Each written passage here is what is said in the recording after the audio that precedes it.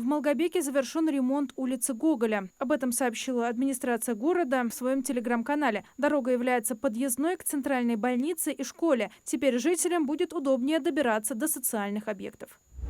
В Ингушетии стартовал региональный проект «Юннацкие встречи». Его цель – объединить юных любителей природы, дать им площадку для обмена опытом и повысить интерес к изучению и охране окружающей среды. Участников ждут тематические встречи, мастер-классы и практические занятия. Подать заявку на участие можно на сайте проекта «Движение первых».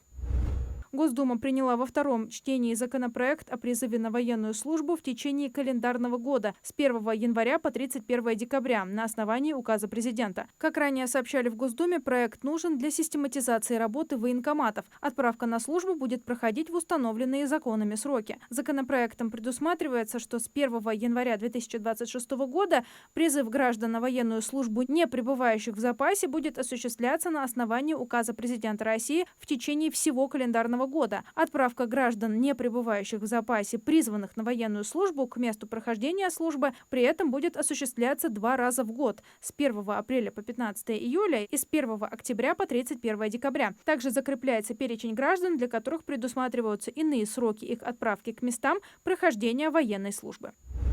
Сервис, с помощью которого можно будет подать единое заявление на замену документов, появится на госуслугах для ситуаций, связанных в том числе с замужеством и разводом. На госуслугах уже реализуется жизненная ситуация под названием «Замена документов». Сервис, объединяющий услуги и справки по определенной тематике. На его базе будет создан функциональный сервис комплексного заявления, с помощью которого можно будет заменить российское национальное водительское удостоверение, регистрационные документы на транспортное средство, загранпаспорт и сведения из Единого государственного реестра недвижимости. Под конец октября россиян ожидает 6-дневная рабочая неделя. Она пройдет с 27 октября по 1 ноября. Такой график связан с переносом выходного дня с субботы 1 ноября на понедельник 3 ноября. Однако последний рабочий день будет сокращен на час, а за ним последуют 3 выходных дня, приуроченных ко Дню народного единства со 2 по 4 ноября. Всего в ноябре россиян ожидают 11 выходных и 19 рабочих дней.